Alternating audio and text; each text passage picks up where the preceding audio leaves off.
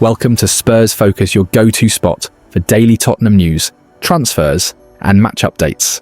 Don't forget to support the channel by hitting that subscribe button now. Let's dive into today's top story. Drama at St James's Park. Fabian Schär's header gave Newcastle the lead, but Spurs are outraged. Djed Spence was still tying his boots when the corner was taken, leaving Tottenham wide open. Pundits and players say the goal should never have stood. Was this a huge refereeing mistake, or just bad defending? Let's break it down. Tottenham Hotspur have been told they didn't defend well enough to prevent Fabian Schär's opening goal for Newcastle United. Despite protests against it being allowed to stand, Schär opened the scoring at St James's Park in the 24th minute when he headed Sandro Tonali's corner home past Antonin Kinski. However, Spurs players were furious with referee Chris Kavanagh after Djed Spence was left out of position when the corner was taken due to him tying his laces.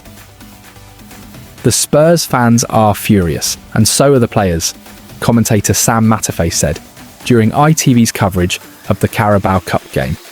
Pedro Porro is leading the charge and having a word with referee Chris Kavanagh for allowing them to take that set piece when Djed Spence was still tying his shoelaces. Sue Smith added, "All the talk was about set pieces and how good Spurs were. Both managers conceded that Newcastle also were dangerous. He's still putting his boot on.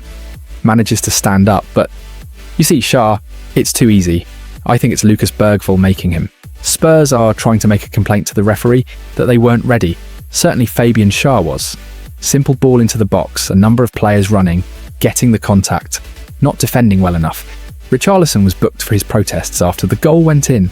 Speaking about the goal on Sky Sports, meanwhile, Jamie Redknapp admitted he felt sorry for Thomas Frank's side. It's certainly a contentious one. If you actually look at the corner before the goal, you can see Djed Spence has an important role in this goal. He said when showing a corner defended by Spurs prior to Schär's opener, "There's Spurs set up, and they've got a few players in good areas. Djed is there marking Malik Thiaw, and Nick Woltemade marking Zonal as well. He's in that space, and this is important." Now Newcastle, tried to do a clever one here with Harvey Barnes attacking the ball. Spurs got numerical advantage when that happens. What subsequently happens when they get their next corner, Anthony Elanga and Djed Spence go in for a challenge. Elanga's boot actually caught Djed Spence's. There's no communication obviously, because they've got a goalkeeper who hasn't been playing for a while. Spence gets his studs caught in his boot, so his laces are messed up. He's got to get his shoes back on. I'm not one who gives footballers a lot of sympathy, but I genuinely have sympathy for him here. I'd just say to Chris Kavanagh, have a breath, let him come back in. Pedro Porro's going to say to him, the referee, just wait. You've got Richarlison, just wait a second here. The numerical advantage that Newcastle have plays an important role. Spence doesn't get in time, and Schär gets up. I think it has huge implications on the goal. Tottenham are out of the Carabao Cup after a 2-0 defeat to Newcastle, and Thomas Frank isn't hiding his frustration. The Spurs boss praised his team's performance, but blamed small margins and a referee mistake for the loss. With key players missing, and Chelsea up next, Frank says Spurs must bounce back fast. Stay tuned for every word from his passionate post-match reaction. Thomas Frank has faced the media after Tottenham's 2-0 defeat to Newcastle in the Carabao Cup on Wednesday evening. Nick Woltemade's 6th goal of the season and Fabian Schär's 24th minute opener was enough for the holders to progress to the quarter-final of the competition. Frank spoke to the press after the match, and below is every word the Dane had to say. "I think it was a very even game. I think it was small margins that decided it. I think our performance was good. I think the way we played the game, especially how we built it from behind, phase 1, especially phase 2, I think we controlled the game much more. I think we had some short connections in the middle of the pitch. I think we found Lucas and Xavi in good positions, so I think it was one of our better offensive performances for the season. You could say it was not like we created 500% chances, but we created some really big chances. I think Ramsdale had some really good saves, and then I think we had 6-7 very good moments where, with Richarlison arriving half a second too late, the final pass could have had even more cutting-edge quality to have created even more. So overall, I'm happy with the performance. Of course, I'm super disappointed that we lost. And I'm super disappointed that we're out, We would love to progress and be in the draw tonight. Yeah, definitely. I think both Everton and Newcastle, both games looked much more better in the structure we tried to build to hit players in the space between lines. If that opened up, or of course around if it's too close. But you're right, I think first half against Everton had it. I think throughout this game, I think we found good positions. He had a smaller thing that had to be done, but he'll be ready for Chelsea. Odegaard had a side strain, unfortunately. That kept him out for this game. Also, we need to assess him, but it could look positive for Chelsea number. Of course, I would like to have everyone fit and available. We know injuries is part of it. It's up to me to find solutions. I think some of the ones we had are relatively, how can I say, unlucky. It's how quick you get them back. But a contact injury to Maddison Basuma. A knee thing with Destiny, we can't do too much about that. Dom Mishit, the ball. Yeah, I think that was clear. I think for me we conceded 2 goals because of 2 mistakes, in my opinion.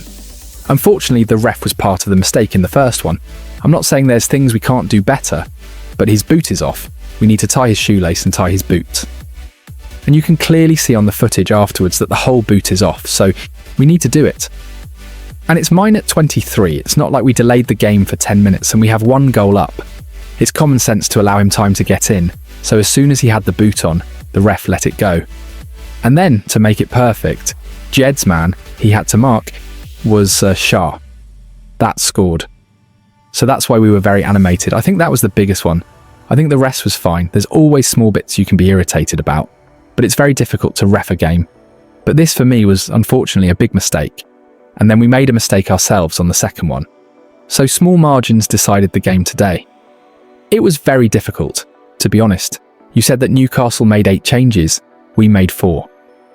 But I think we made 4 because we wanted to compete. And I think we competed. Unfortunately, we just dropped out on the wrong end of it. So, of course, as you say, it's a busy schedule. It's a balance to make a very competitive team that can perform and tactically still hit the criteria we want to hit.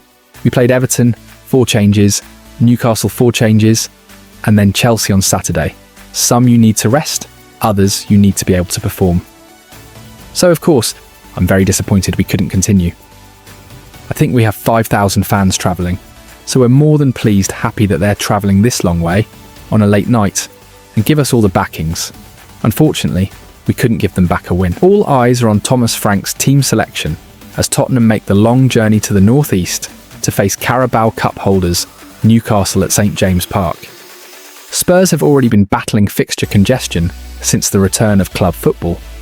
And with a tasty Premier League derby with Chelsea on the horizon, Frank will be cautious that he needs to keep his squad fresh.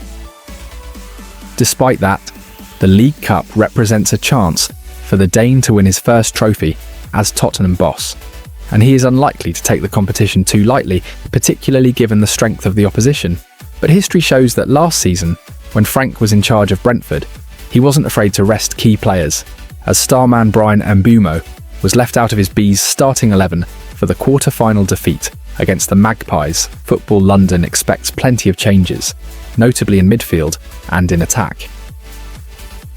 Christian Romero and Destiny Udogie's injuries mean Spurs are light on the ground at the back, so Pedro Porro, Kevin Danso and Jed Spence could well be asked to go again after marshalling Tottenham to a clean sheet at Everton. Antonin Kinski should replace Guglielmo Vicario between the sticks after featuring in round 3 against Doncaster Rovers. Porro, Danso, João Palhinha and Spence could make up the back 4.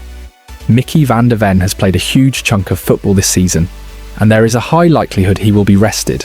The Dutchman is so important, however, it wouldn't be a major surprise if he featured after his brace at the Hill-Dixon Stadium as Spurs bid to continue their impressive defensive momentum. In that case, he would likely sit out next week's Champions League group match against Copenhagen. Palhinha previously slotted in at centre-back against Doncaster and scored in the 3-0 victory. The experienced Portuguese stalwart could be a makeshift option, though 16-year-old Junai Byfield is also pushing for first-team minutes. In midfield, Archie Gray and Pape Matar Sarr could return to the side with Lucas Bergvall ahead of the duo as Frank's number 10. Then in attack, Richarlison looks poised to lead the line, and he could be supported by Brennan Johnson and Wilson Odobert on the flanks. Mathys Tel is well rested after missing the Champions League draw at Monaco, as he's not registered to play in Europe. The Frenchman also only played the final minutes at Everton after coming off the bench in stoppage time. If he started, it wouldn't be a major shock either. Academy talents Luca Williams-Barnett, Tynan Thompson and Callum Olasesi could also make the bench. Predicted Tottenham keen to face Newcastle. 4-2-3-1. Kinski, Porro, Danso, Palhinha, Spence, Gray, Sarr, Johnson, Bergvall, Odobert, Richarlison. When Randall Kolo Muani glanced over to the touchline at Everton and saw the fourth official holding up his number 39, it's safe to say he was frustrated. His afternoon was over. The Frenchman, signed on loan from Paris Saint-Germain, has endured a slow start to his Tottenham career. A dead leg kept him out of 5 Spurs matches, but now he's fit and ready to showcase precisely why he was signed by Johan Lange, Fabio Paratici and the club's recruitment staff. It's a stark contrast to January when Kolo Muani hit the ground running at Juventus. He netted on his Serie A debut against Napoli and scored 5 times in his first 3 league appearances. Life in North London has not been so smooth to date. However, slowly but surely, he is building his way to optimum fitness. Thomas Frank has made it clear on several occasions that he was delighted to land the 26-year-old late in the transfer window. Kolo Muani is vastly experienced, has played in a World Cup final, and he can also operate from the flank if required. His numbers also speak for themselves, having been a major hit in Germany with Eintracht Frankfurt. As the France international left the field, he was visibly disappointed to be replaced by Richarlison on 62 minutes and certainly made his feelings known. It wasn't a strop, but Kolo Muani certainly got his message across, and that can only be good for his Tottenham prospects. Outside of set pieces, Spurs have lacked goals from open play. They now need their attackers to chip in, particularly in the absence of Dominic Solanke. Kolo Muani was sharp against Everton. He only had 16 touches, but his link play and hold-up play was an asset for Spurs when they were building attacks. He was also the most accurate passer, 100% pass completion, on the pitch, out of the players that played 45 minutes or more. There is every chance Richarlison will be recalled to the starting lineup against Newcastle, but moving forward, Kolo Muani is now in line for more minutes and opportunities. Frank is an admirer of the player's qualities and likes attackers that can stretch the opposition defence. Kolo Muani's reaction to being substituted only showcases his desire to succeed, and he was not satisfied to be leaving the pitch early. Richarlison hasn't scored since the 2-2 draw against Brighton in September, and now is the perfect time for Kolo Muani to muck in with some goals.